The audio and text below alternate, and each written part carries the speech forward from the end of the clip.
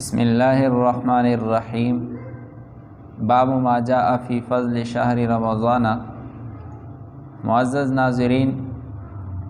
اس باب میں رمضان کی فضیلت بیان ہو رہی ہے۔ جس طرح عام زندگی میں ہم دیکھتے ہیں، دنیا میں دیکھتے ہیں کہ جب کوئی خاص پروگرام ہوتا ہے تو اس کے لیے خاص انتظامات کیے جاتے ہیں۔ مثال کے طور پر سیکورٹی کو سخت کیا جاتا ہے، پہرے بٹھائے جاتے ہیں،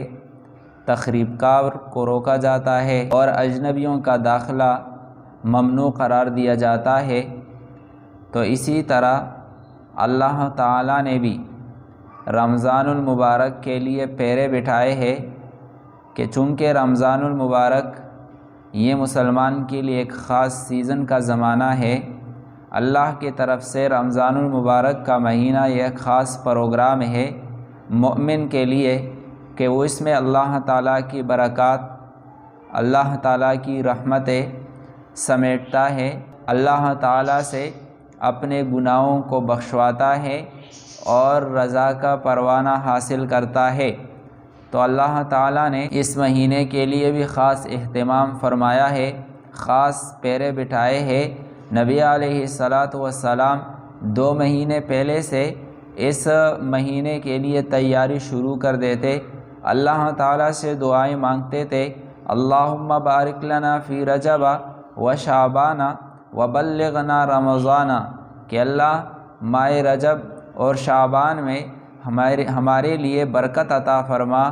اور ہماری زندگی کو اتنی دراز فرما کہ ماہ مبارک ہمیں نصیب ہو جائے۔ پہلے سے نبی علیہ السلام دعائیں مانگتے ہیں اور اپنے دنیاوی معاملات کو سمیٹ کر رمضان کے لیے تیاری کرتے ہیں اور رمضان المبارک کے لیے پہلے مہینوں کے تاریخوں کو خوب یاد رکھتے ہیں اور اس کے یاد رکھنے کی تاکید فرماتے ہیں۔ اور جب رمضان کا مہینہ قریب آتا ہے تو نبی علیہ السلام اس سے 1-2 دن پہلے عظیم الشان خطبہ فرماتے تھے، صحابہ اکرام کو اس مہینے کی فضیلت سمجھاتے تھے۔ پھر جب یہ مہینہ آتا ہے تو اللہ تعالیٰ سرکش شیاطین کو باندھ دیتے ہیں، اپنی رحمت کے فرشتوں کو زمین میں پھیلا دیتے ہیں اور جنت کے تمام دروازے کھول دیتے ہیں، جہنم کے تمام دروازوں کو بند کر دیا جاتا ہے۔ غرض اللہ تعالیٰ ہر طرح سے اپنے رحمت کے اسباب کو پھیلا دیتے ہیں اور اپنے غضب کے اسباب کو بند کر دیتے ہیں، اور مسلمان کے لیے اس مہینہ سے زیادہ مستفید ہونے کے مواقع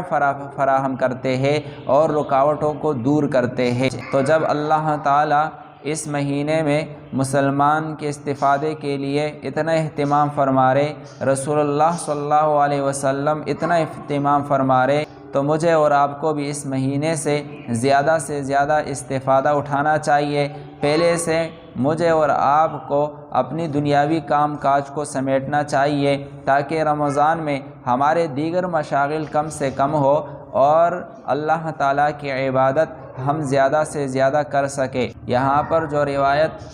امام ترمذی نے رمضان المبارک کی فضیلت کے بارے میں لائی ہے وہ ہے ابو ہریرہ رضی اللہ تعالی عنہ کی روایت کہ قال رسول اللہ صلی اللہ علیہ وسلم، نبی علیہ السلام نے فرمایا، اذا کان اول لیلۃ من شہر رمضان، کہ جب رمضان کی پہلی رات ہوتی ہے تو صفدت الشیاطین ومردت الجن،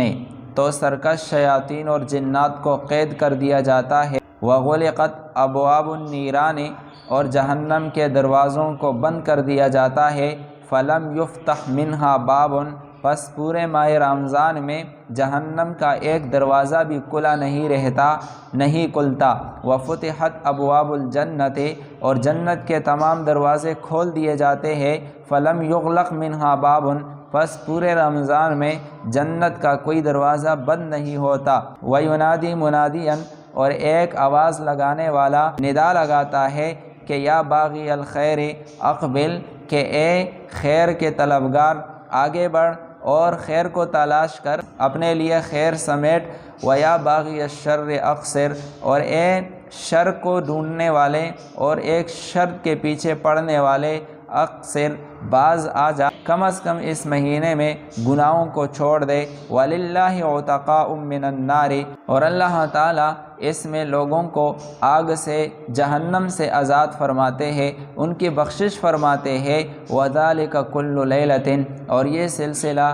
اللہ تعالیٰ کی مغفرت کا اور اللہ تعالیٰ کے غفران کا ہر رات میں جاری رہتا ہے۔ تو یہ سب کچھ انتظام جو ہو رہا ہے وہ اس مہینے کی تعظیم اور شرافت کے لیے اور مسلمان کے لیے اسباب خیر جمع کرنے کے لیے ہے۔ پھر یہاں پر ایک مشہور اشکال ہوتا ہے کہ بھائی جب جنات کو قید کر دیا جاتا ہے، شیاطین کو جکڑ دیا جاتا ہے، تو پھر رمضان المبارک میں بعض لوگ پھر کیوں گناہ کرتے ہیں، بعض لوگ پھر وہی شرارتیں اور معصیت میں مبتلا ہوتے ہیں؟ تو اس کا آسان سا جواب یہ ہے کہ گناہ کرنے اور فساد پھیلانے کا صرف ایک سبب نہیں ہے، یعنی اس کا سبب صرف شیطان نہیں ہے، بلکہ گناہ کے اور کئی اسباب ہیں۔ مثال کے طور پر انسان کے ساتھ نفس بھی لگا ہوا ہے، یہ نفس انسان کو گناہوں پر ابھارتا ہے، غلط کاموں پر انسان کو برانگیختہ کرتا ہے۔ اسی طرح شیاطین الجن تو قید کر دیے جاتے ہیں، لیکن شیاطین الانس جو شریر انسان ہے